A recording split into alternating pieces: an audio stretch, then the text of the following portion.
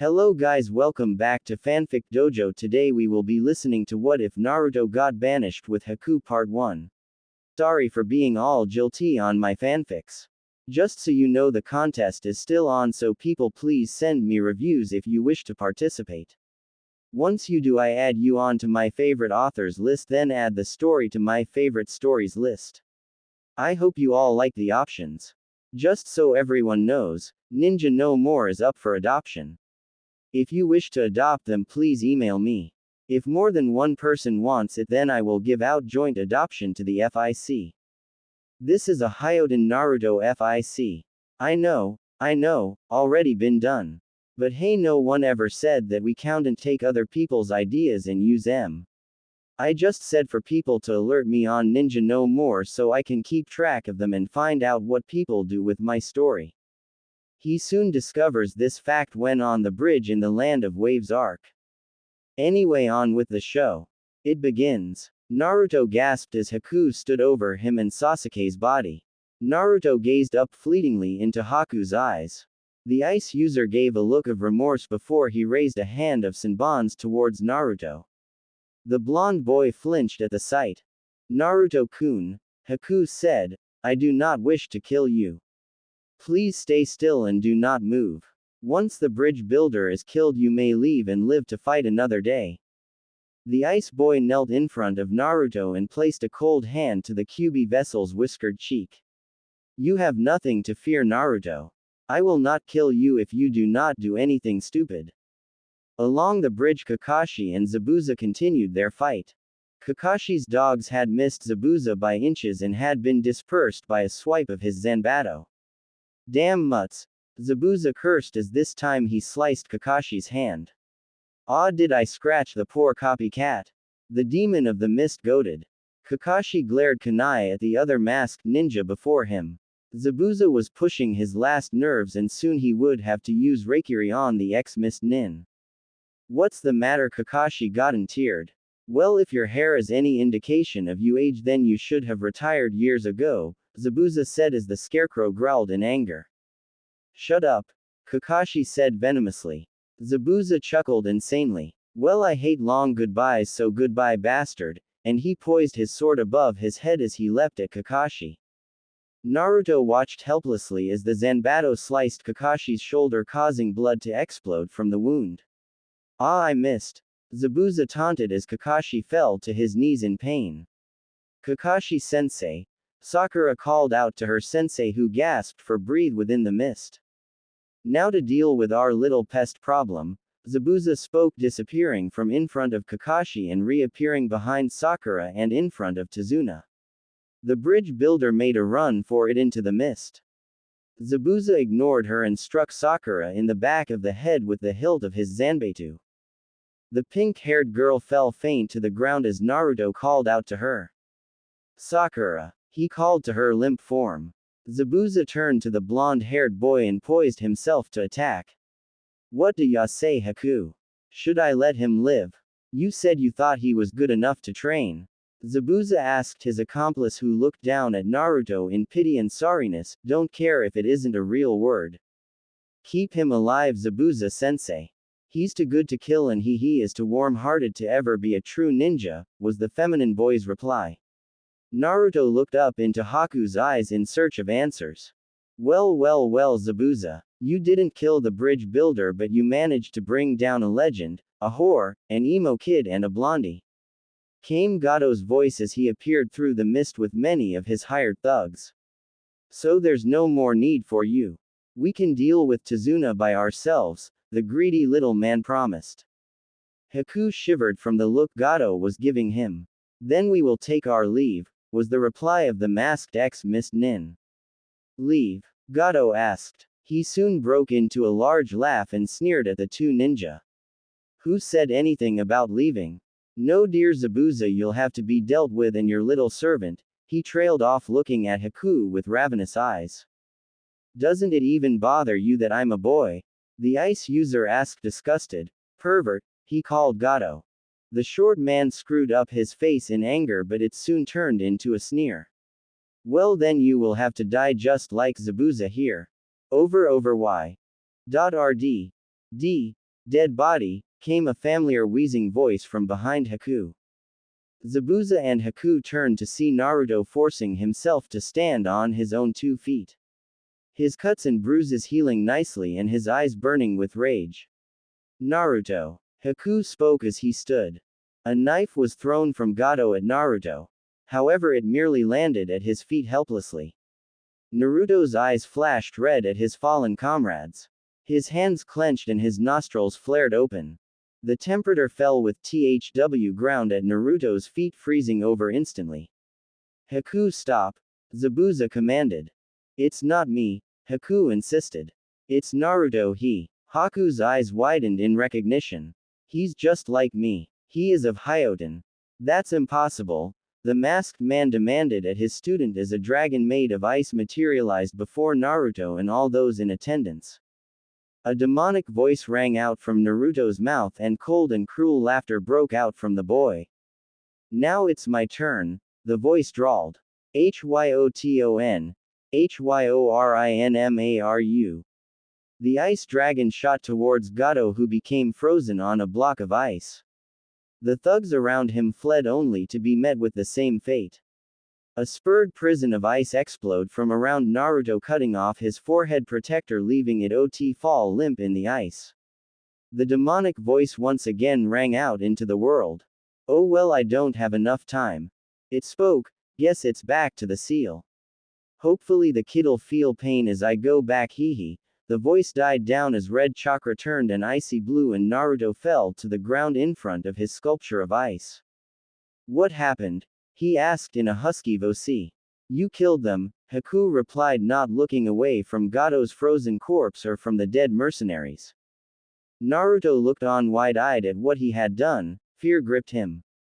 He had lost consciousness and now all these people were dead. If the Leaf ever found out about this, then they would've. Naruto dreaded to think about it. Zabuza saw the look of fear in his eyes and the look of fulfillment in Haku's. Under his mask he smirked and stood up to face. Hey kid, he called out to Naruto, a plan forming in his head. A scream alerted Kakashi that he was once again awake. His eyes shot up to be met with the pure clean sky of Wave Country. No mist at all. Kakashi sat up to view the damage only to find ice all along the bridge. Sakura had been the one to scream and Sasuke looked on in fear. Gato and his thugs were all frozen in ice, and Naruto's headband lay limp halfway embedded into the ice spire before them. A pool of blood lay in front of the ice spires. Naruto, Zabuza and Haku were nowhere to be seen. The Hokage stood staring out of the window of Naruto's apartment. Word had spread that Naruto had disappeared in his last mission and was possibly dead. Civilians flocked by the bucket load stormed into the apartment every hour only to be met with the Hokage and his stack of paperwork. He used Naruto's apartment as a makeshift office so as to discourage vandals.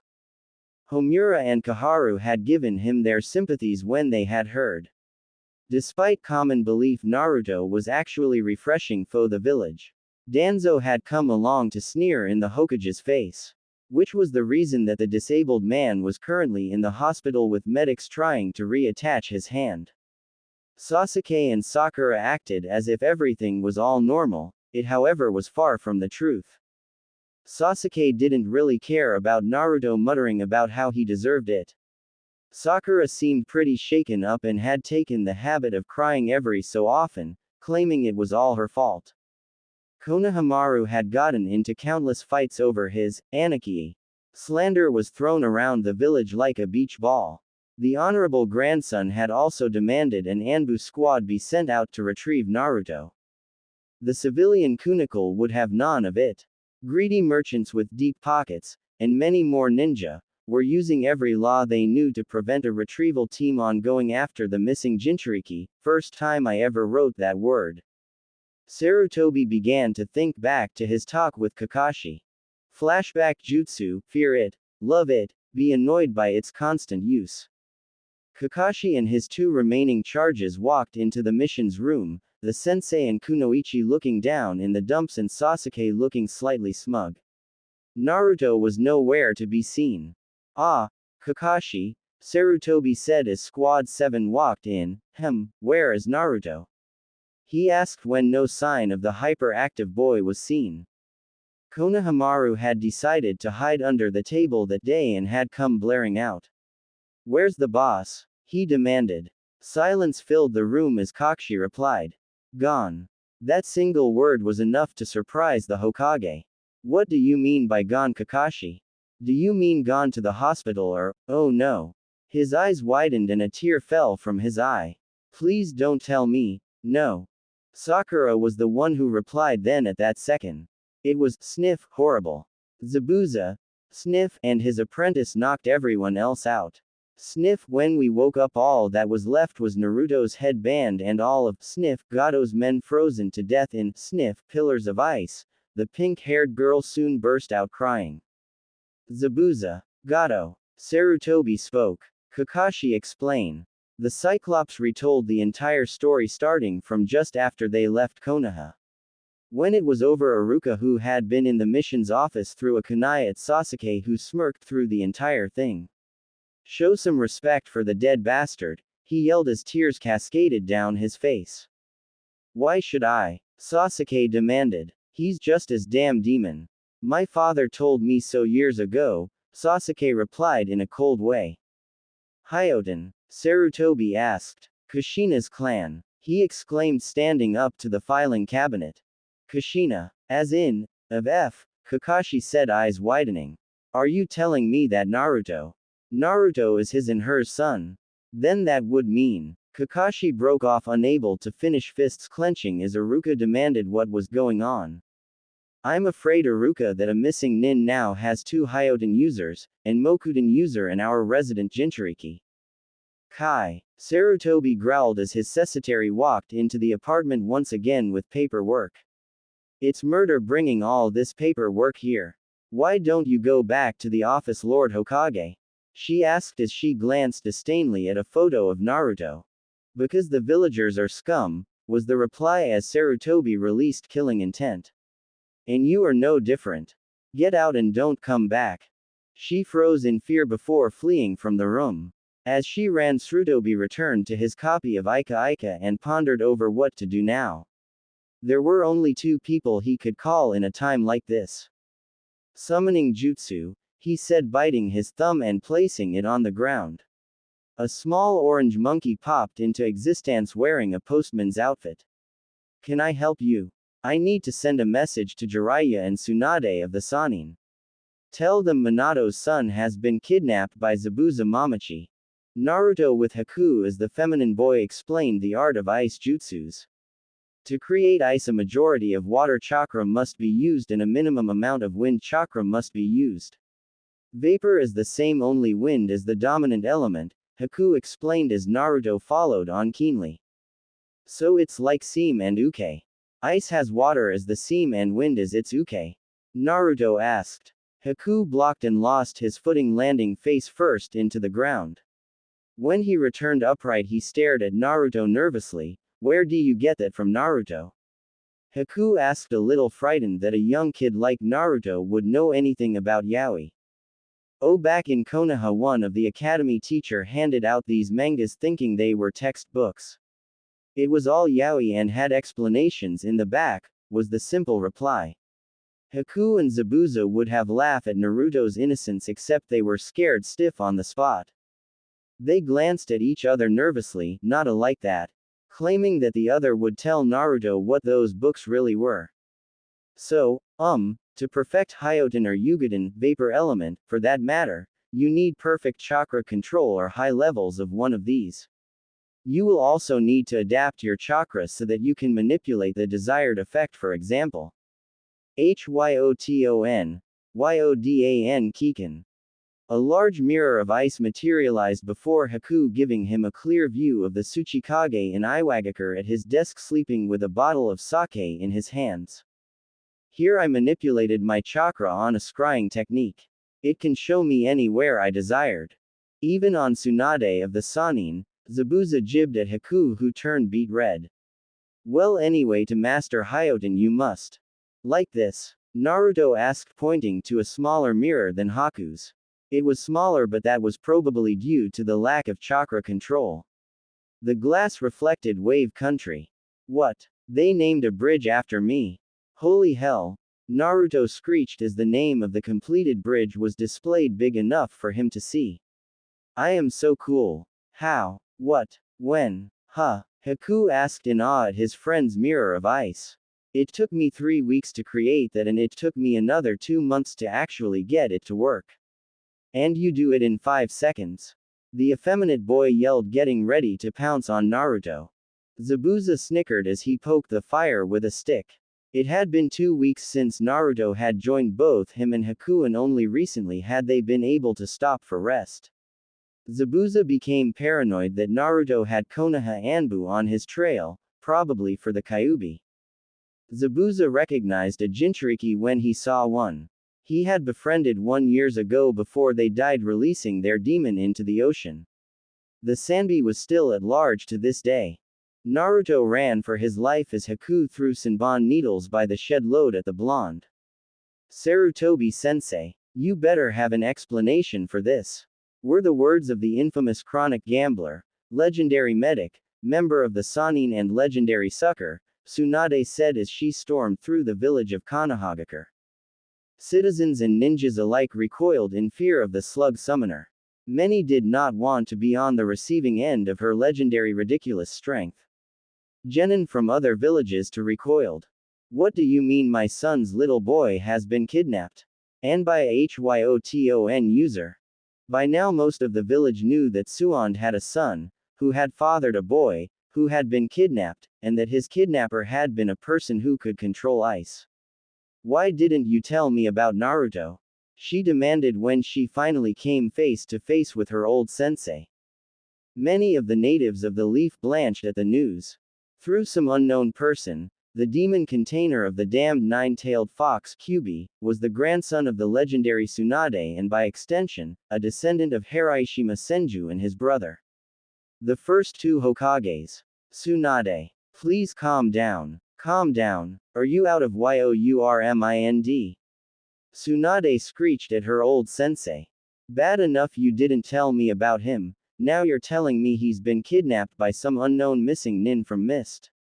What were you thinking, not telling me? It was bad enough you sent Anbu to tell me of his death. Tsunade had unfortunately overlooked the fact that the Third's old teammates and Squad 7 and their sensei were in attendance. Tsunade looked over to them with a face that plainly said, "Speak and you will be castrated." Never mind your gender.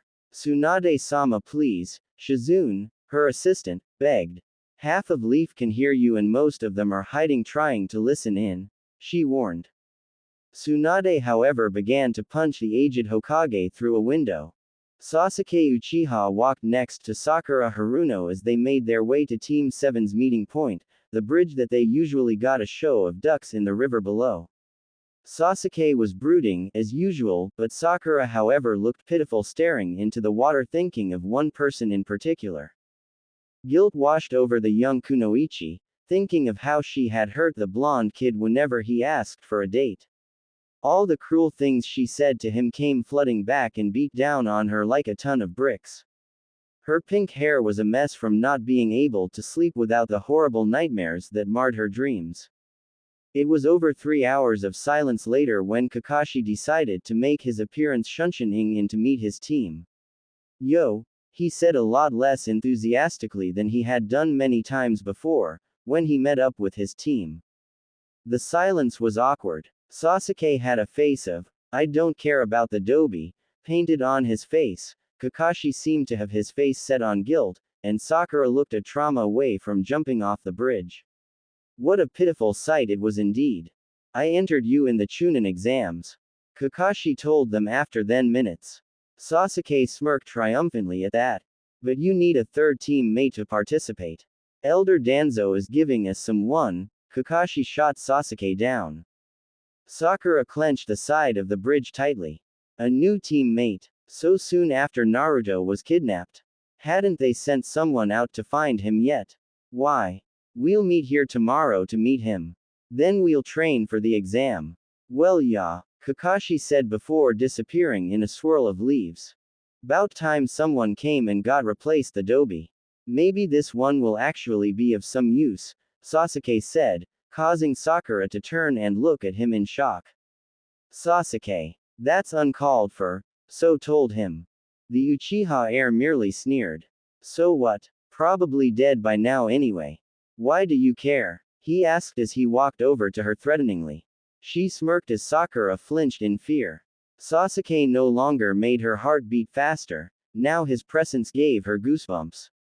So, why do you care? He asked again. Why do you care for that no-good loser? By this time Sakura had had enough. And Sasuke's cheek met her fist. Asshole! She screamed before running off in tears. Naruto was dead to her belief and Sasuke had no right to insult him in death as he had done in life. Naruto deserved better than that. That day was the day Sakura stopped being a fangirl, and decided to become a kunosehi, after crying her eyes out that is. Would it help if I said I was sorry? Naruto asked as Haku pulled him along in a cocoon of ice that only left his head free as it was dragged through the woods near the land of the sea. Nope, was the reply from the girly boy. Come on, all this over me learning some stupid technique in less time than you. Naruto whined. What's your problem? What did I do wrong? Haku continued to drag the young boy through the forest as Zabuza made an appearance. Well, we have an interesting find on our hands, boys, he said as he appeared. Funny, he said as he turned. I have a habit of picking up prodigies. 2 Hyoten users, one of which is a Jinchuriki, and a demon like myself, he said before dragging Haku and Naruto by himself. Ouch! Ouch! Ouch! Stop pulling! Naruto cried as Zabuza pulled him by his hair. Haku was being pulled by one of his long braids, clearly in pain from Zabuza treatment. Where are we going, Zabuza? Haku asked his master as he pulled them closer to a beach where a single graffitied hut lay on a street of stone.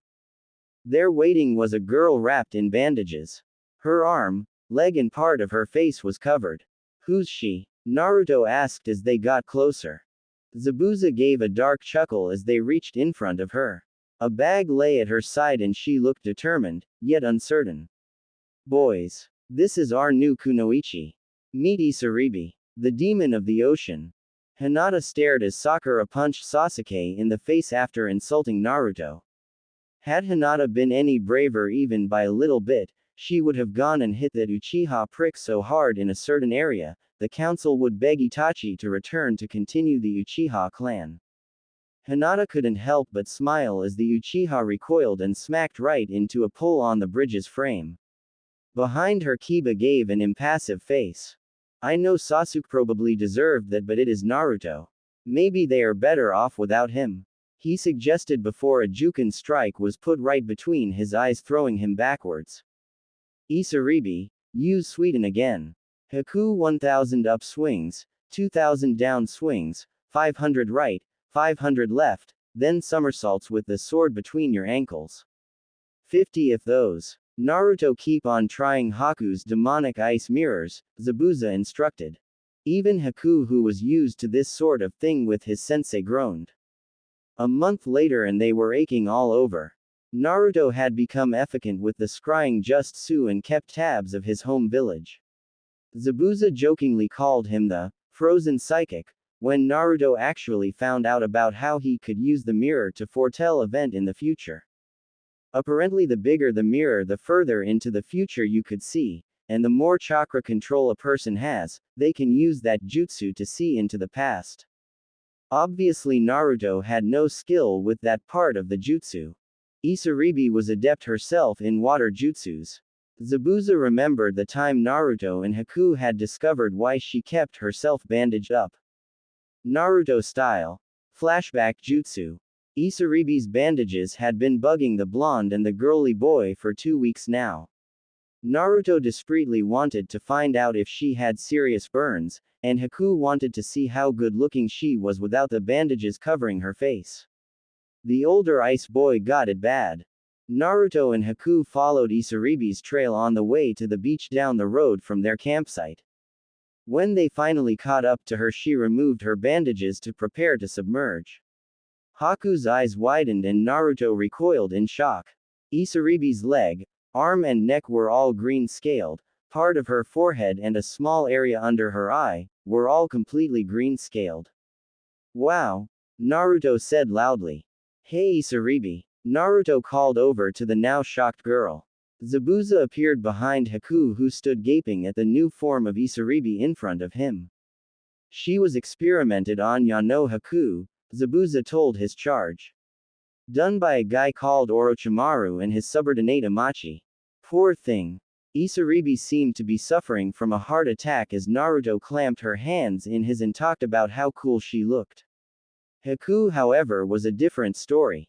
You know how teenage boys are.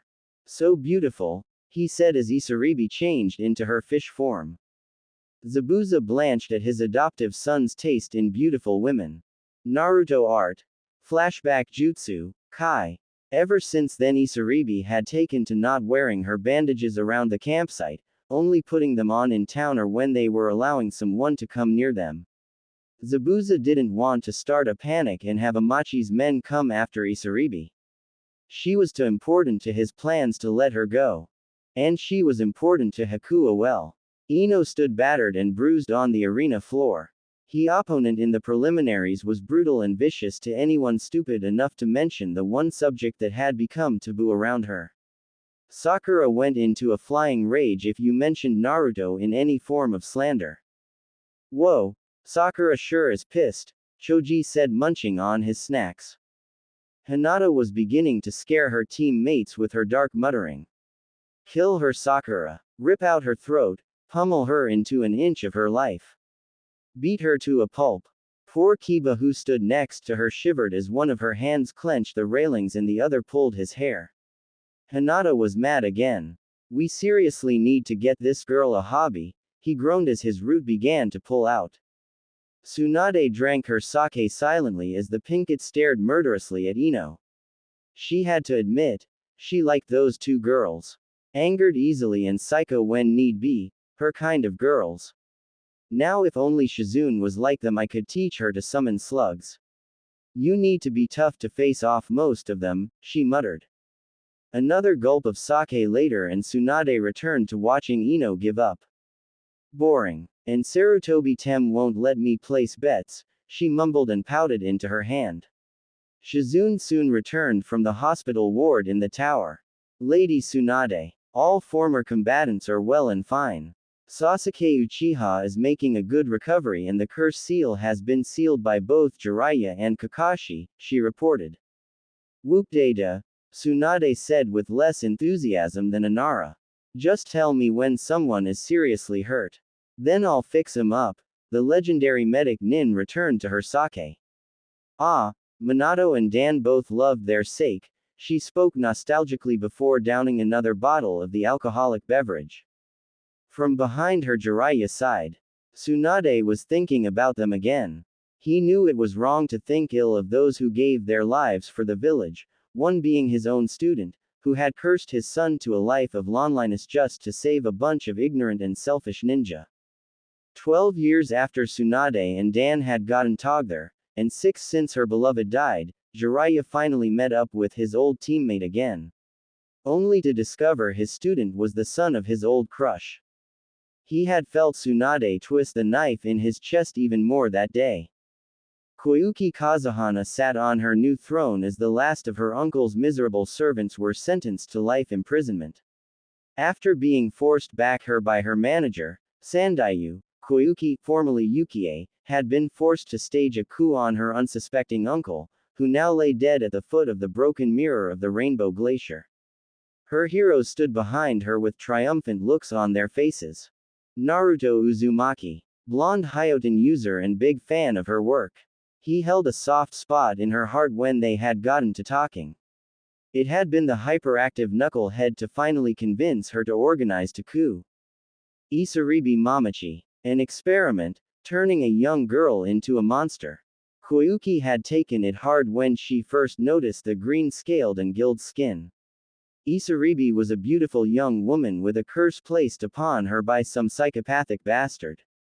Haku Mamachi. Koyuki had to admit she was insanely jealous of Haku's looks. She had first assumed him to be a girl saying that he was beautiful.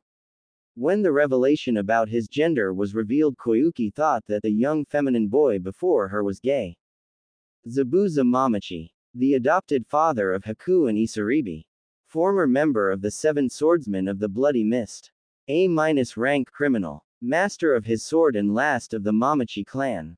And someone she was attracted to. Come on, she's a lonely woman for crying out loud. Koyuki smirked as Naruto tried to stuff his face with party food from the festival to commemorate the changes to the land of snow, both politically and physically. Zabuza walked over to her and began to whisper in her ear. Princess. A word please. It was no request but an order from the missing nin of Kiri. Koyuki knew better than to argue with someone like him unless there was something you had which you could use to support you. That thing was courage. Courage the princess doubted she had. Zabuza led her down a hallway and into a small chamber. There he turned to her and sighed. Princess, I need a favor. He seemed to be begging for this. Koyuki allowed him to proceed with an, depends on what it is. I need to find an old, friend of mine in Fire Country, he said looking down on the daimyo of snow. Koyuki raised an accusing eyebrow at the masked nin. Oh, what kind of friend? She asked disbelievingly. Zabuza replied, another of the swordsmen. Out of the 7 of us only 3 ever left. One is in Akatsuki, another is me, the last may be insane so I want to go get him. The woman put her hands on her hips and pursed her lips. Why do I not like the sound of that, Zabuza? She accused. Zabuza smirked under his mask and drew closer to the female daimyo. Because you don't like the sound of me leaving you all alone. It was more of a statement than a flirty question. Koyuki blushed slightly before slapping Zabuza lightly on the bandages of his mask. Just go, pervert, she told him before hurriedly walking out. Zabuza called out to her, does this mean I can leave Naruto, Isaribi and Haku here with you?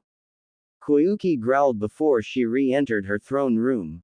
Very well then, she said before entering. Zabuza chuckled as he watched her retreating figure. She so likes me. Hyoten. Black Dragon Blizzard, Haku and Naruto cried out, before 2 dragons made of black snow extended from their right arms. The eyes and the insides of the mouth were red. Scarlet even. The 2 dragons intertwined around each other like an amazing dance. Isaribi watched with Koyuki, who was reading the script of the Ika Ika Paradise movie. A face of disgust was plastered to her face. When I find this, Jiraiya-sama, I'll make him wish he was never born. Or write these books, or agree to this movie. Bloody perverts. Isaribi giggled at the older woman's antics of swearing revenge for all women because of Ika Ika Paradise. Haku's dragon faltered as he ended the jutsu. He fell onto one knee panting, complaining about lack of chakra. Naruto grinned and sent a Hyoten, Senbon Renden at his older friend. Said boy grunted as a couple of Senbon hit his arms and legs. Why'd you do that for? He yelled. Naruto continued to grin maniacally. Because now you're injured and Isaribi has to fix you up. Haku turned a deep shade of crimson at finally figuring out Naruto's plan. You are so dead when I get my chakra back, Uzumaki. Naruto gulped as Haku wobbled back to Koyuki and Isaribi on the patio of the Great Garden. Ladies and gentlemen, welcome to final rounds of the long-awaited Chunin exams, Sarutobi exclaimed to the crowd of the arena. A loud uproar of applause sang through the stadium. The competitors of the exams all stood in a line waiting for the matches to begin. Sasuke Uchiha, Sakura Haruno, Neji Hyuga, Hinata Hyuga, Shino Aburame, Shikamaru Nara, Tamari Subaku, Gara Subaku, Kankuro Subaku. All 9 competitors stood in attendance for the exams to begin. However, one person was absent. Where's that Dosu guy? Shikamaru asked to Proctor Genma. The Senbon chewing Jonin replied in a lazy voice, dead. One less fight. That Sakura girl goes straight to the next round. Sakura let out a sigh of relief before standing back up straight again. It had been a hectic month. Kakashi had taken Sasuke to train him for his fight against that guy Gaara from Suna. Thanking her lucky stars, she would have fought that Dosu guy had he still been alive. Now she could reserve her strength to go into the next round. After Kakashi and Sasuke had hightailed it out of there, Sai, her new teammate, had disappeared with his trainer, that guy on the council called Danzo. Sakura had been pretty much forgotten, until Sakura had come across Shizune. When Kakashi had told them that after the Chunin exams he would be rejoining Anbu, regardless of whether or not they made Chunin. Sai would continue to work on their team and they would get a new sensei. Their sensei turned out to be a Junin who had been apprenticed and had amazing skills. They had worked with the team after Sai joined and before the Chunin exams to make the transition a little more co-opable. Shizune would be their Yoni instructor when Kakashi left for Anbu. Unfortunately, that had put Team 7 in a strange predicament. All members of their squad had S to begin their name, and their squad number began with an S. So now they had been dubbed Squad S. The only S's they didn't do was sex, S-rank missions and secret jutsu. Sakura had spent the last month training under her, and though it may sound bad, Kakashi was a joke compared to this woman. She took her job seriously. She was there on the dot, and left behind anyone who was late. They had to catch up with her. When Kakashi told her his philosophy on scum and people who leave behind friends, Shizune replied with Hyakrite and also said none of these, including him, were here friends in the first place. Shizune was serious about their training. Sai and Sasuke seemed to drift to Kakashi during training, Sasuke for the Sharingan and Jutsus, and Sai for help with his painting work. That left Sakura and Shizune. Shizune had pounded into the poor girl all of her healing knowledge and her techniques. Sakura was probably the most overworked member of the team. Poisons and Senbons were dancing in her dreams, and the constant healing techniques were so demanding, Sakura was forced to increase her chakra supply by Shizune's advice. Hang Yu spied down from the third Hokage's nose on the Hokage monument. Sakura was bullied into that by her teacher and ended up impressing some foreign dignitaries and shinobis. This of course went unnoticed to her but not to Shizune, who used it as propaganda to raise Konoha's appearance. The next day had shinobi from all other villages visiting taking turns to hang upside down from the monument. That was explainable, seeing as if the Konoha nins did it to become stronger then maybe they would get stronger as well. Unfortunately a lot of ninjas with crappy chakra control ended up either in hospital or 6 feet under by the time people stopped doing it. It was also the reason why so few ninjas were in the first round of the Chunin exams. First matchup is Neji Hyuga versus Hinata Hyuga, Genma announced. Everyone but these two, get the hell out of here. The remaining genin made their way to the staircase that led to the observation booth for the competitors. Neji and Hinata stood staring at each other, fires of hell burning into each of the other. Give up now, Lady Hinata. Fate has decreed me the victor of this battle, Neji told his younger cousin who merely responded by spitting at his feet. Shut up and fight, pretty boy. Up in the stands Hiashi Hyuga growled in frustration. Never again would he let another Hyuga girl train under Anko Mitarashi again. For the sake of the innocence and sanity of the young women. A month ago, Hinata had snuck out of the Hyuga compound and snuck all the way into the tower at the center of the Forest of Death, and begged Anko, who lived there, to take her on as an apprentice. Anko had been reluctant to take in any student, let alone a Hyuga whose clan would cause trouble for her teaching the girl. However, after much begging and pleading, Anko finally caved and took in Hinata. The young heiress had actually taken on some of her master's tendencies. She had an array of kunai, senbon, dango and bottles of sake hidden on her person. The jacket was long gone, replaced with a fishnet shirt with pieces of cloth hiding her important and large chests. A leather skirt and shorts were worn. Instead of ninja sandals, Hinata wore black, steel-toed boots, and bandages on either leg, and her headband was proudly displayed on her forehead. Neji growled at his transformed cousin. Where was the weak-willed girl with no hope of ever getting stronger and destined to be a weak loser for the rest of her life? Can we hurry this up? I want to kick the Uchiha's ass into next Monday already, Hinata said, taking out a kunai at the ready. Up in the stands, Sasuke scowled at the Hyuga heiress. Her dia feed him. What a joke. The Curry of Life shop was shabby on the outside but gave an aura of friendliness. That's what Grandma Sancho gave whenever someone wanted to have some curry. Even missing Nins. Zabuza sat across from his former friend and ally at the table with the strange curry in front of them. Long time no see, Raiga-kun, he joked at the fat-lipped swordsman.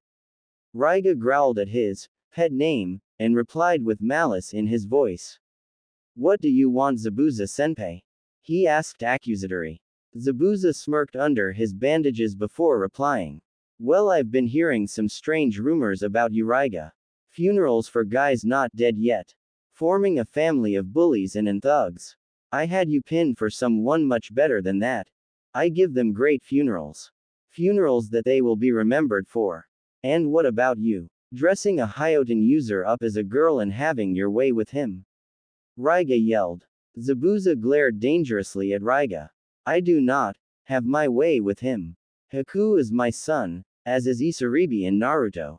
They are my little family and my tools for much bigger things than sex. He put his face closer to Raiga's. I'm offering you a chance to throw off those hunter nins on your trail.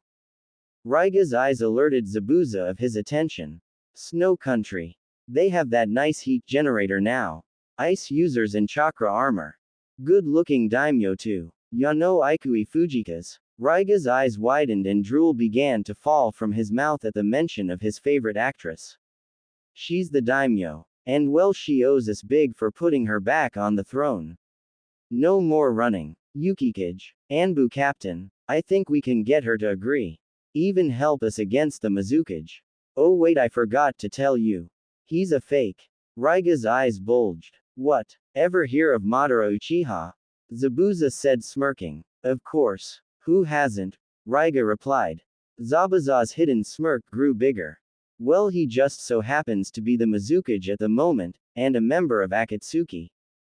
The face of Raiga grew into an ugly sneer at that news. Madara Uchiha? That bastard is the Mizukage. Hook, line and sinker.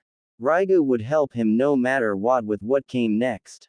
Yeah, and the Akatsuki are after one of my kids. So we'll probably meet up with Kisame and Madara as well. I'm in, Raiga replied. He had a few scores to settle with those two. Good, so tomorrow we leave for Snow Country. Pack tonight after you announce to your thugs to disband. If they don't kill 'em all, and to seal the deal they both took a bite out of their curry. A fact they both regretted the moment they ate it. RRRRRRRRRAAAAAAGGGGGHHH. Renmara, who sat there to the side throughout the whole thing, widened his eyes as the two swordsmen each shot pillars of flame from their mouths. I never knew Raiga-sama could use fire jutsus. Is that how the swordsmen of the mist always seal deals? He asked innocently as the two men used Sweden to regain the feeling in their tongues again. Begin, Genma announced, and the stadium went into a roar of excitement and anticipation. Neji rushed at Hinata at impressive speed, appearing in front of her before she had time to blink. He extended his hand and arm and began his assault on his cousin. Prepare to fail, Hinata-sama. The sama had not been a sign of respect but a sign of sarcasm. 8 trigrams, 64 palms, 2 palms, 4 palms, 8 palms, 16 palms, 32 palms, 64 palms. Each strike was sent with a wave of malice and hate towards the intended recipient of the attack. During the whole attack, Hinata didn't move or flinch. When it was over, Neji jumped backwards with a triumphant smirk plastered on his face. Proctor, call the match, he called. However, Hinata had other plans. She yawned. Are you done yet? You're boring me to death. What a silly technique, she said before beginning to inspect her black nail-polished nails. A bored expression was plastered on her face. How? Neji demanded to his cousin. Instead of telling him, Hinata showed him how she had avoided his attack. She removed her headband and scratched the top of her forehead. It began to peel until a large chunk big enough to grab was revealed. Giving a sharp tug, Hinata pulled off her skin. It ripped off her and revealed that her outfit was underneath this skin. As soon as it was all gone, Hinata dropped it to the ground before returning her headband to her forehead.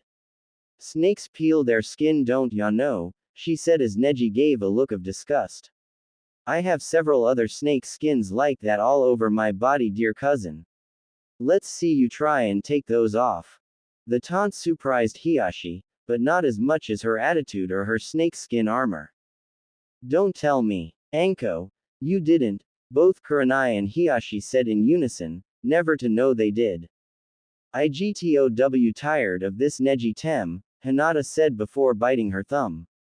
A pity. I wanted to taste what branch member blood tasted like and compare it to a main branch member's. Oh well, I'll never know if there is a difference between the two at this rate. Hiashi felt shivers run up his spine as Hinata drew blood. She did. Anko, you will wish you were never born. I already do, a voice rang from behind him. Hiashi and his youngest daughter Hanabi turned around to see Iruka, Shizune and Anko sitting there with smirks of triumph on their faces. About time Hinata got some backbone, Iruka commented, munching on popcorn. Too bad Neji only knows taijutsu. Had he known any other jutsu he would lose with some dignity. Anko smiled. She learned from the best. The best what? The best psychopath, Hiashi accused. Yep. Summoning jutsu. Hinata cried. No one, not even Anko or Hinata, expected what came out from the smoke of the summoning technique. In the middle of the arena stood the king of snakes, Manda himself. To summon him, Anko had to save up so much strength just to bring him there for a few minutes. It was then that he agreed to grant Hinata to snake contract, saying she was a much more pleasant sight than Orochimaru, and was more beautiful than Anko. USS summoned me, mistress? Manda asked in a snake's usual hiss. In the cage's box, the cage began to sweat. Never before had Minata ever called him master. Nor had he ever allowed someone untalented and unworthy to sign the snake contract. But somehow this girl did exactly that. She was the master of Manda and a Hyuga. Manda, I have a meal for you, Hinata said in a playful voice, finally getting over the shock. But we can't kill him. You know what to do, she said, sitting Indian style atop the Snake King's head. Manda gave a dark chuckle and smiled. Yes, Mistress Hinata. Manda plunged his head down on Neji, Hinata never losing balance. He then completely swallowed the Hyuga boy. Many saw the bulge in the snake's throat that was Neji. After 5 mutes, Manda roared in laughter, then coiled up. He grunted, then moved away to reveal a little present on the ground of the arena floor. Neji lay, half of his body within the brown mess. Tenten ran for the toilet and many of Konoha looked in disgust. However, the Suninins, most of the Rookie 9 and a majority of Junins, even the Hokage, roared in laughter at the Hyuga boy's predicament. Hanabi had never before felt so much shame of being a Hyuga, both main or branch family. Hiashi sat gapping and many branch members felt tears in their eyes. Tears of ridicule. Hey Neji Tem, Hinata called down to her cousin. When the Hyuga boy looked up, Hinata waved. If you cut out all that fake crap, then when I'm clan head I'll see to it that you lose that seal. Hinata leapt down from her place on Manda's head, and received a lick of the tongue from the Snake King.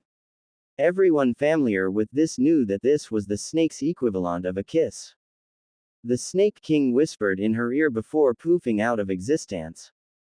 Proctor, call it, she called over. Genma had been too busy either being in shock from Neji being swallowed, and raging in laughter at the Hyuga teenager being snake poo. When he heard Hinata, he complied, calling the match in Hinata's favor. Next, Hinata did something that no genin should know. She did the leaf shunshin, disappearing from the arena and appearing next to the Hokage. Hokage-sama, may I have a word? I want to discuss policies with you, she lied with a cheery face. Sarutobi narrowed his eyes at Hinata before nodding to Genma to continue to the next match whilst he stood and left with Hinata. Inside the hallway, Hinata used a handy trick she had learned years ago. The soundproof jutsu. Hokage-sama, you are in danger. Manda-chan told me that the cage is. Wait, Manda-chan? The Hokage asked in shock. This isn't the time, she expressed. The cage isn't really the cage. It's Orochimaru in disguise. He also told me a bunch of ninja are summoning a few of his snaked outside of Konoha at this moment. It's an invasion Hokage dono. Sarutobi looked out to where the blazing sun shined into the arena. I have an easy solution to this, he said before turning to the snake holder. Hinata, collect all Junin and Chunin. I'll go to the school and evacuate all citizens. Have the others do the same. Oh, and one last thing. Shadow clone jutsu. Henge. Next thing Hinata knew, a shadow clone of the Hokage stood next to him with a hanged shadow clone in Hinata's appearance. Let's go give Orochimaru a nice welcome home party. Kankuro had forfeited his match against Sasuke and Shino now stood before Gaara. His Kenkai bugs laying at his feet. Dead as doorknobs. Gaara gave the Aburame boy a bored expression before rapping his sandao run the boy. Sand coffin. Shino's screams echoed around all of Konoha as his legs were permanently disabled. Shikamaru's and Temari's fights will be the same as in the canon. As Sasuke went down for his match against Sakura, feathers began to fall from the ground. A genjutsu. Up in the cage's booth, the cage grabbed the Hokage and pulled him high up above the building and onto the roof. He threw the Hokage down to the ground and let him lie there, giving him dark glances. So Manda was correct. It is you, Orochimaru. Had Sarutobi seen Orochimaru's face, he would have seen the pale man's face contort into anger. He had been betrayed by his own summon. Of all the nerve. Sound 4, he ordered. 4 ninjas, each bearing the headbands of Odo, readied themselves on the 4 edges of the roof. One was a kunoichi with flaming red hair. Another was a boy with 6 arms. Another was a large boy with an orange mohawk. The 4th was a boy with 2 heads. Within seconds, a purple barrier of negative chakra rose up and formed a cube, entrapping the Hokage and Orochimaru. A battalion of Anbu surrounded the cube, preparing to attack should the cube falter. Ku. Orochimaru chuckled at them. His pale skin seemed to become purple in the light of the cube. Shouldn't you Leaf Ninja be defending your home from my invasion forces? He joked. Already taken care of, hubby Tem, a familiar voice sounded. The Anbu squadron separated down the middle to reveal Jiraiya and Suon standing there. It had been Jiraiya who had spoken. Thanks to Hinata, we were able to collect all of our available ninja. Your invasion force, Sound and Sand, are both defeated. Orochimaru snapped. At least I have your precious Hokage in my grasp. Tsunade raised a giggling eyebrow. Do you really? All I see is a shadow of his former self. Orochimaru didn't catch on to the hint, however. At that moment, Hinata's replacement poofed away and the remaining genins leapt up to the roof also. Trapped like a rat, Tenten spoke as she saw the snake Sanin trapped within his own jutsu. Is everyone alright? Hinata called, leaping over to them. Hinata, but you were over there and you disappeared, Ino stated. The Hyuga girl just smirked evilly. Wonderful things, shadow clones and henge, she said as the real Sandaime Hokage to joined in with the battle. Orochimaru turned wide-eyed to his captive. The shadow clone dispelled himself, leaving Orochimaru and his subordinates trapped within the cube. The Sanin growled as Tsunade howled with laughter. Well, Ochi-chan. I remember a scene quite like this one. Me, Jiraiya and Sarutobi sensei standing outside a chakra barrier and you trapped inside. Only this time we're not helping you out.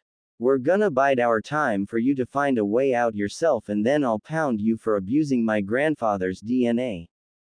Orochimaru, however, smirked before replying in his sickly evil voice. Well, 1 out of 3 isn't so bad. He looked over to Sasuke and grinned. I at least have the Uchiha marked. He began to go through an array of hand signs before settling on the tiger and whispering the jutsu. The sound 4, Orochimaru and the cube of chakra all disappeared in a large bang. The two Hyoden users and demon of the ocean stood across from their sensei and adoptive father, a guy with lips that looked like a bee had gotten to them and a kid in a sort of cocoon. Raiga and Renmara were freaking them out already. These two will be tagging along with us from now on, alright ya damn brats. Zabuza asked them. The three merely nodded as Renmara's eyes glowed red and sparks blew out from the tip of his twin swords. Are you serious? You want a Yukikage? The young daimyo asked as the council pleaded with her on their decision.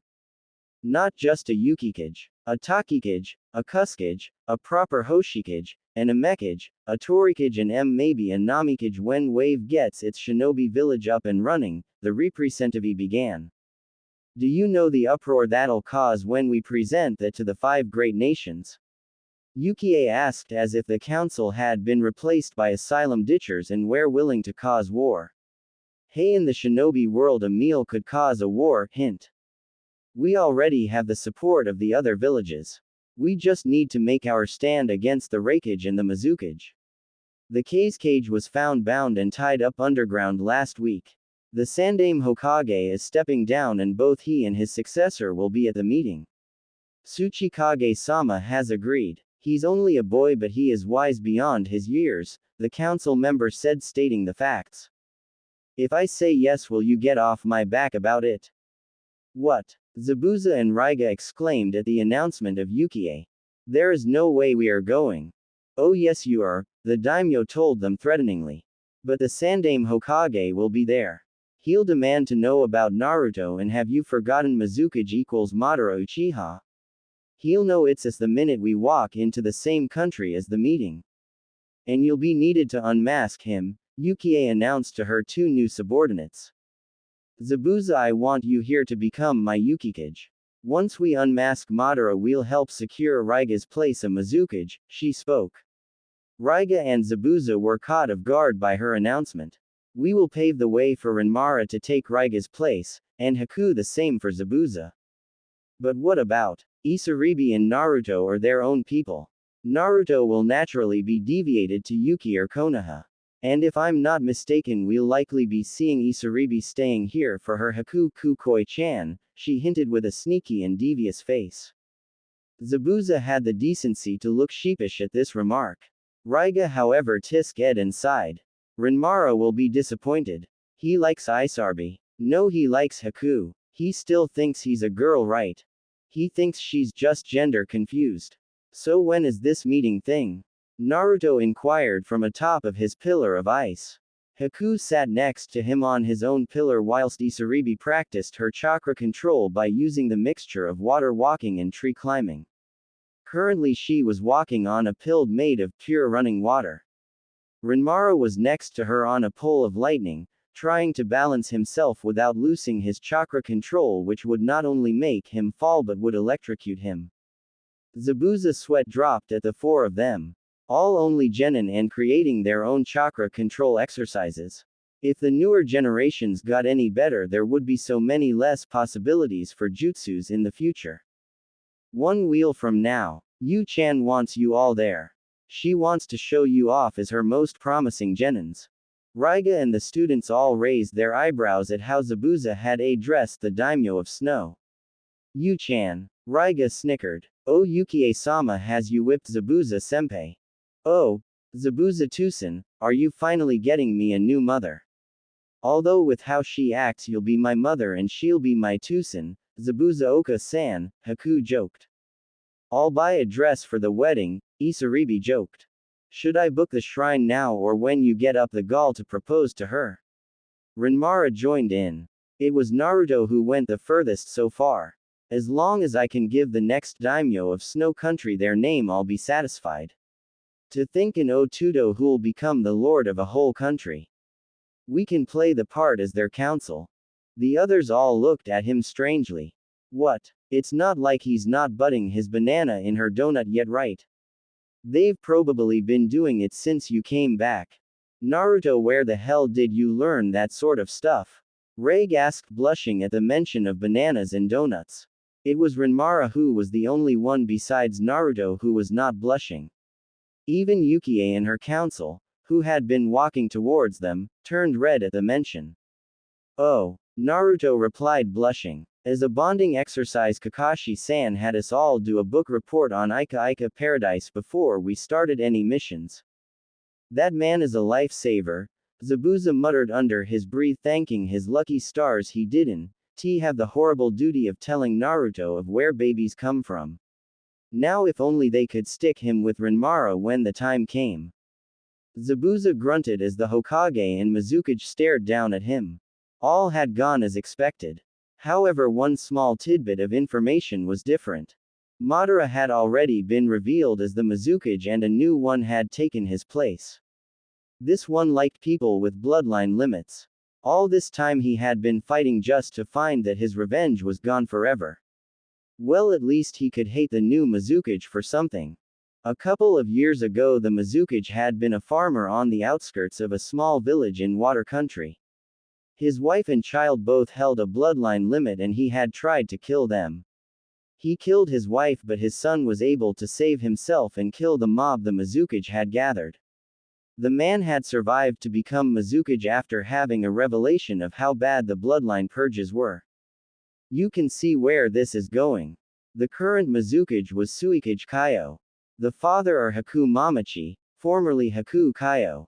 Hanzo, Lily, Shibuki, Sumeru, Tazuna and a man called Chishima stared at Zabuza expectantly.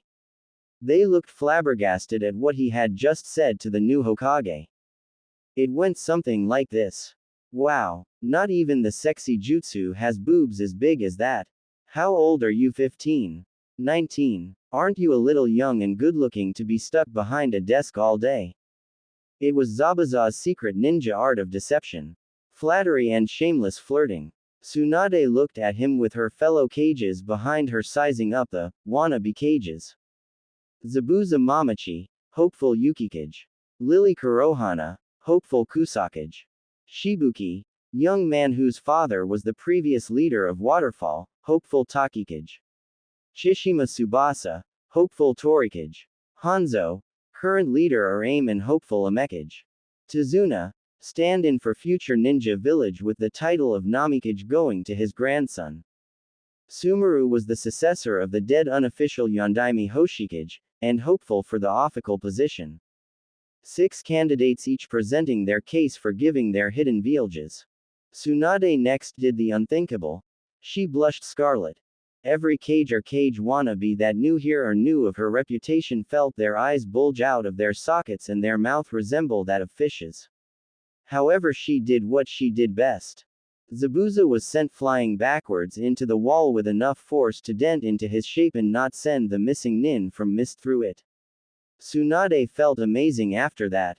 After hearing that he had kidnapped her only grandson, Tsunade made it a personal vendetta against Zabuza Mamachi and his apprentice. So you want these 7 minor nations to have their leaders become their respective cages. You claim this will distribute the balance of power equally in our country and help raise the profiles of your village. Is that correct? The Mizukage asked the leaders of the smaller villages. Hi, Mizukage Dono, Zabuza replied.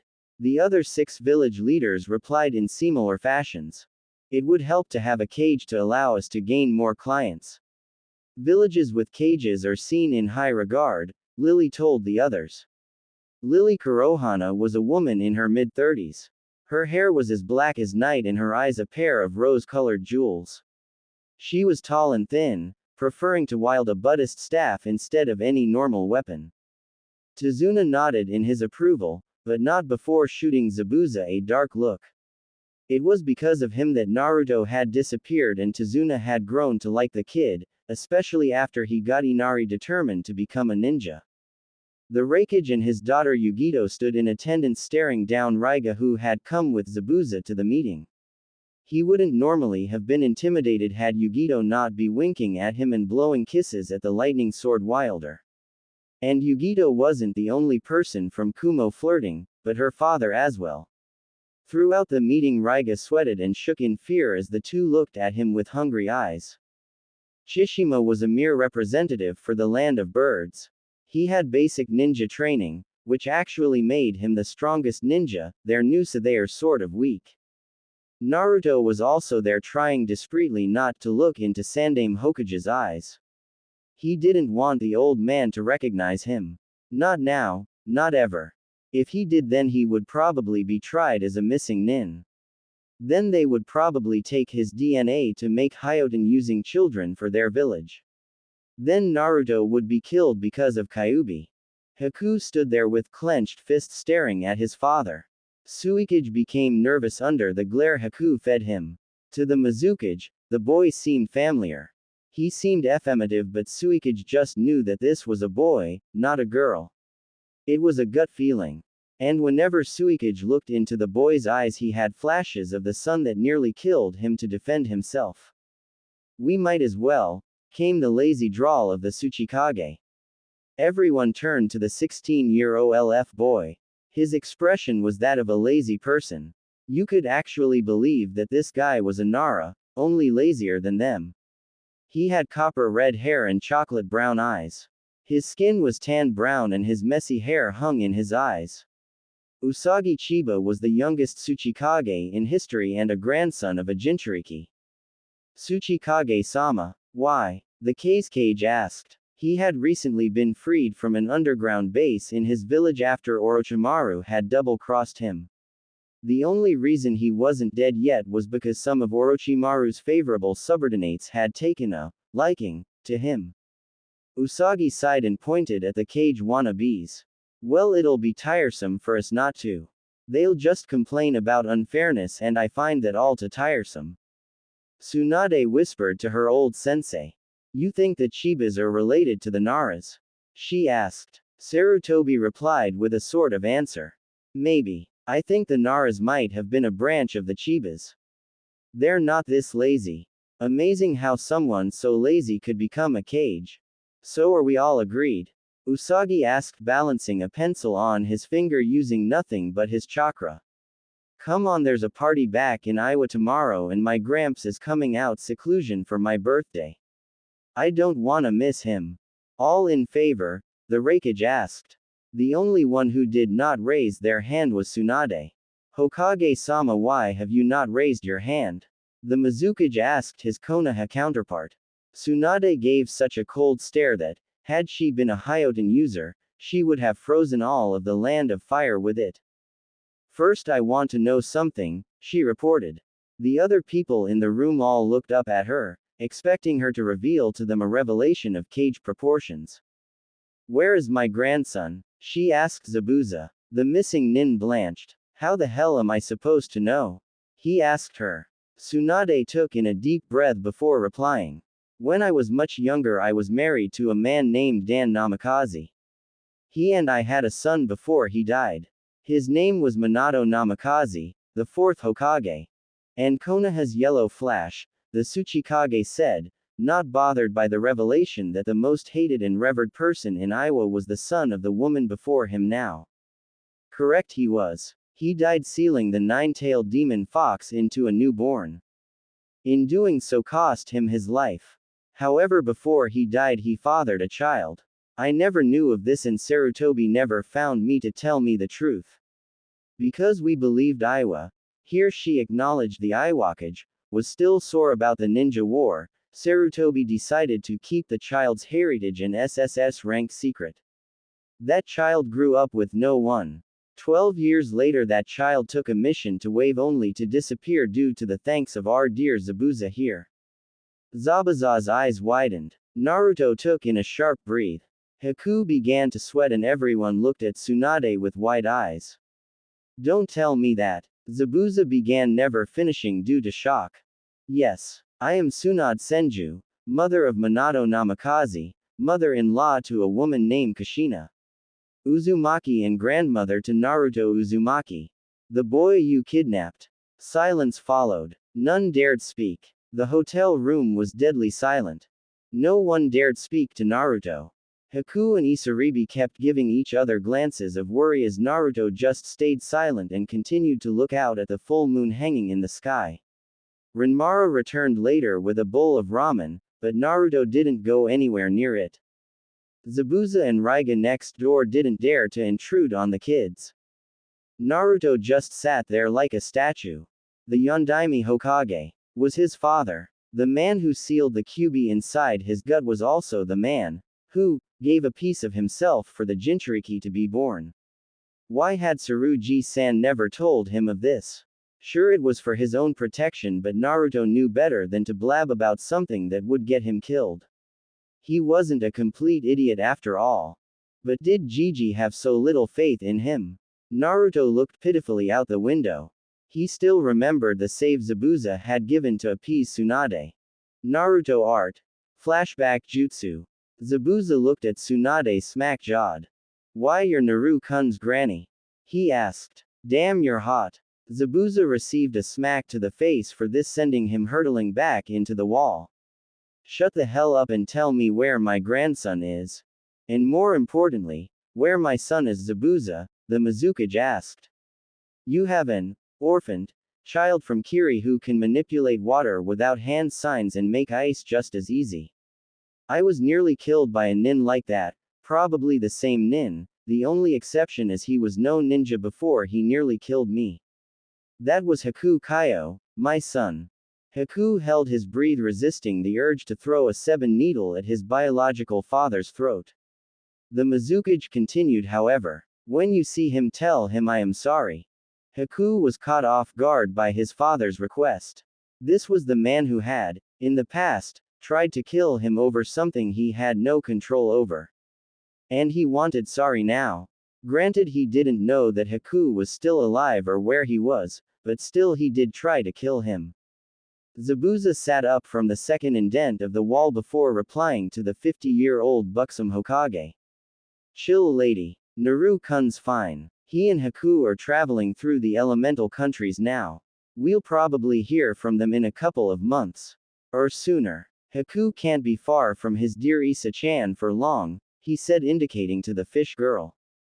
Zabuza was met again with another slap, this time from Isaribi. Damn, why are you slapping me? It's no secret you and him are doing the dirty. We are not like that pervert. Thankfully, this was what Zabuza was going for. Lie through his teeth and have Isaribi cause a scene. Flashback jutsu. Kai. He had a family. A grandmother who was searching for him. Moving hell and high water. Apparently the only reason she took up the position of Hokage was so that Naruto did not have to worry about hunter nins after him or Zabuza. The council member Danzo would kill to have the great-great-grandson, great-great-great-nephew, grandson, and son of the first, second, fifth and fourth Hokages, in his grasp. With a new Hokage came new advisors. Ones that could be trusted and who would back her up on disbanding the hunter nins and Anbu after him. It would also protect him from persecution because of Kyuubi. But how far did that protection stretch? A coup could easily be staged and Naruto would be back to being registered as a missing nin. Isaribi left the room with Haku trailing behind her. This left Naruto all alone to his thoughts. Tsunade punched her way through boulders.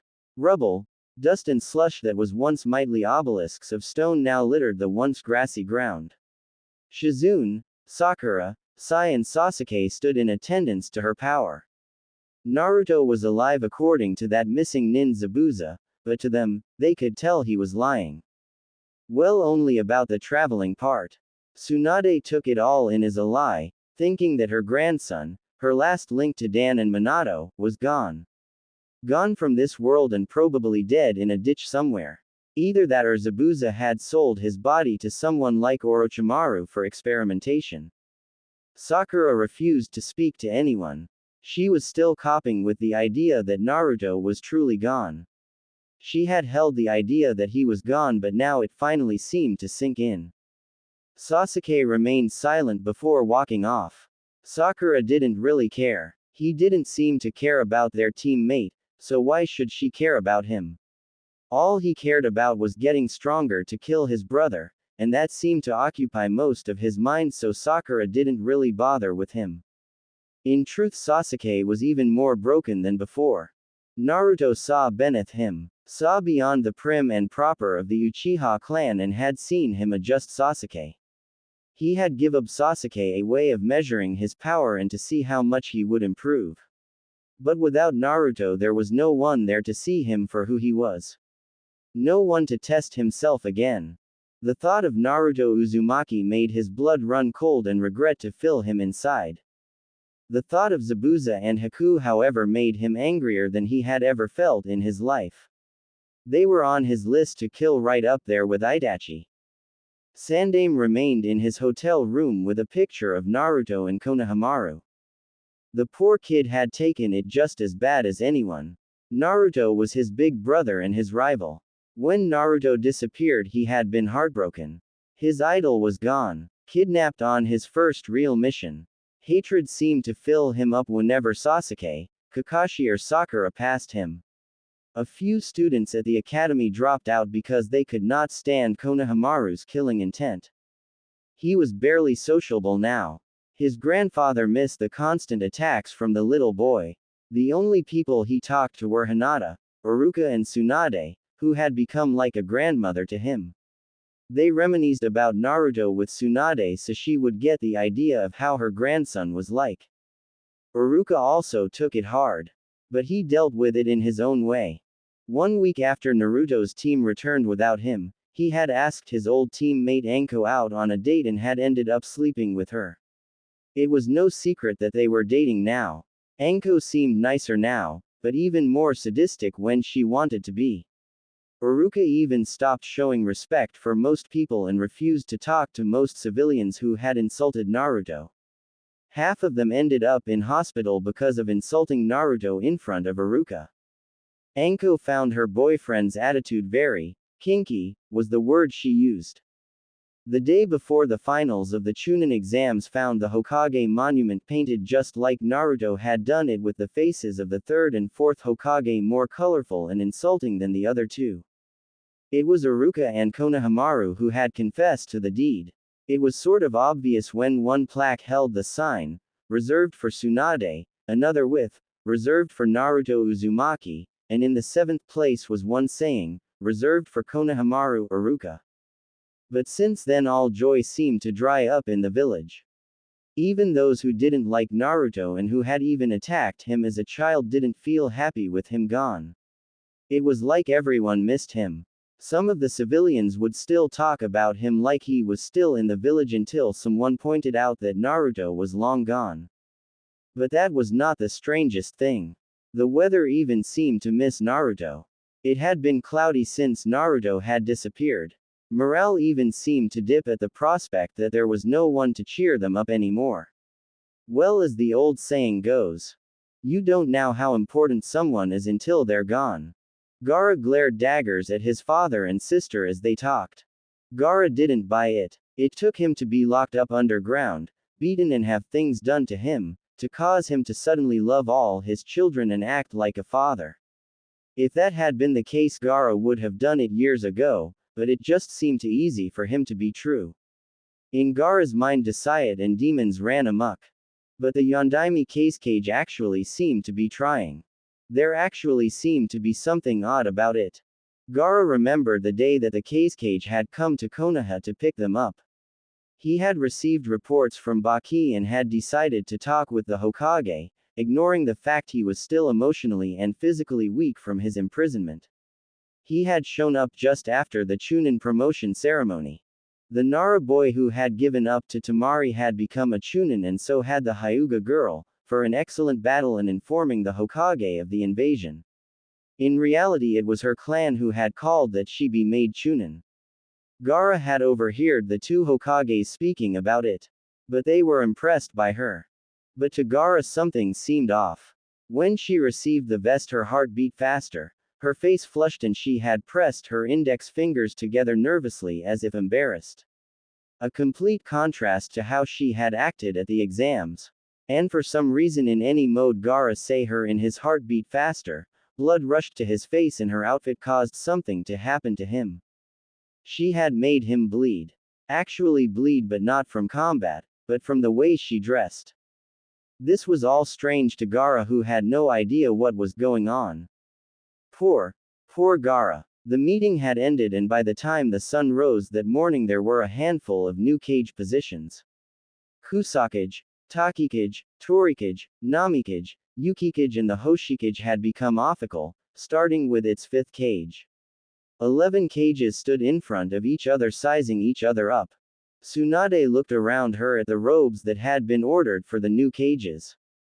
White for Yukikage, violet for Hoshikage, orange for Torikage, cyan for Namikage, indigo for Takikage, yellow for Reikage, brown for Tsuchikage, blue for Kazekage, navy for Mizukage, and red for Hokage. Needless to say, Suan felt like part of a Super Sentai group with all these different colored robe uniforms.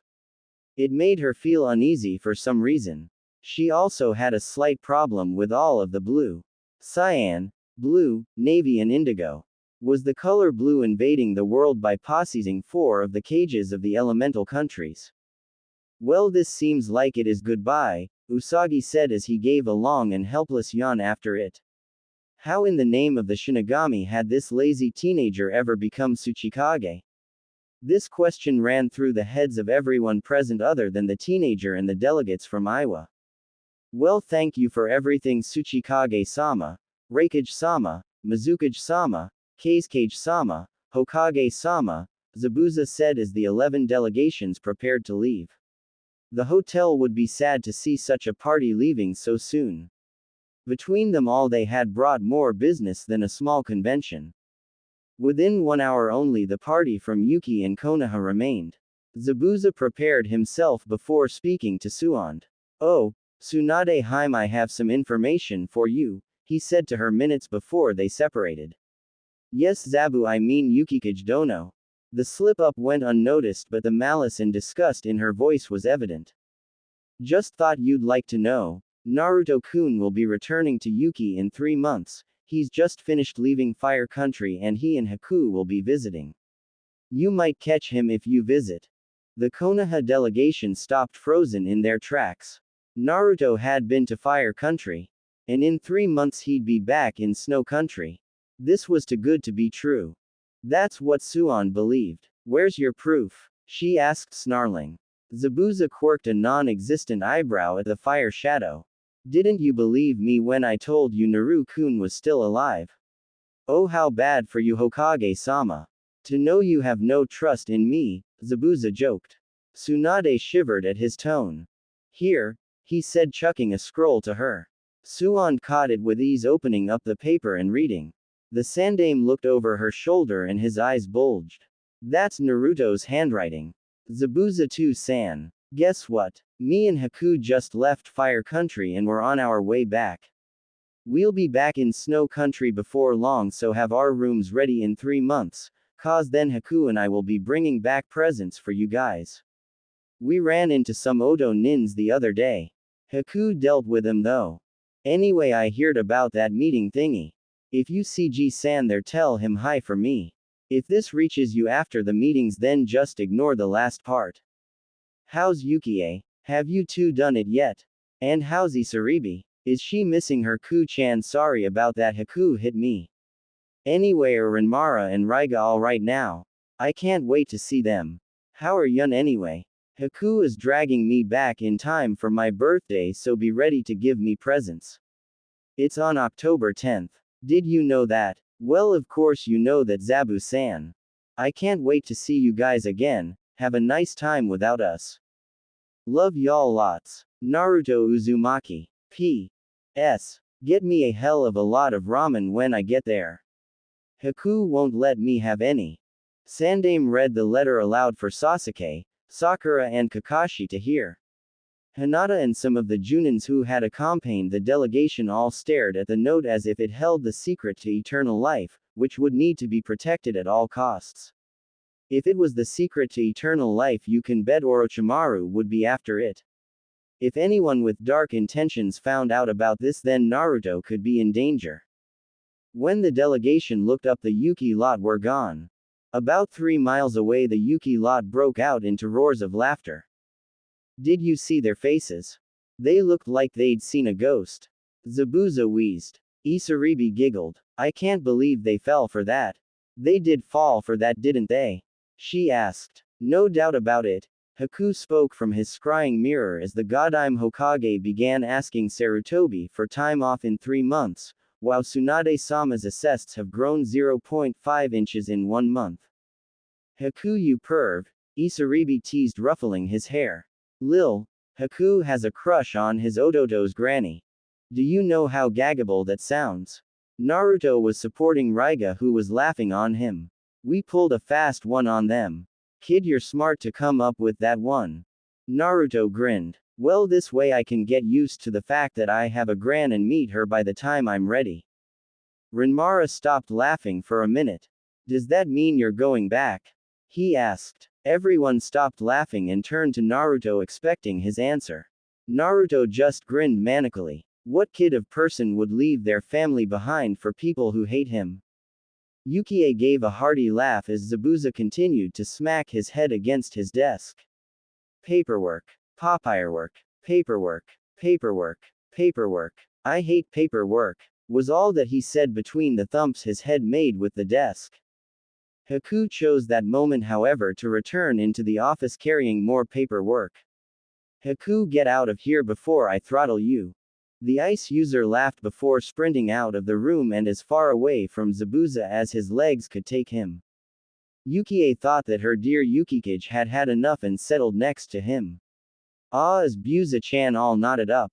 Is paperwork too much for the big, strong demon of the mist? She asked in a sickly baby voice. Woman, you are one word away from having your head cleaved off, he warned the daimyo, who merely laughed and wrapped her arms around him. Ya know, killing a daimyo would cause all sorts of problems, she cooed into his ear. And besides, she moved away from him and across the room towards the door, which she closed and locked. You would never get to see the whole body of Yukie Fujika's. Underneath you, moaning, begging you for more. Here she licked the side of his face. A small trickle of blood ran down from his nose. Well, them Buzakoi, come get it.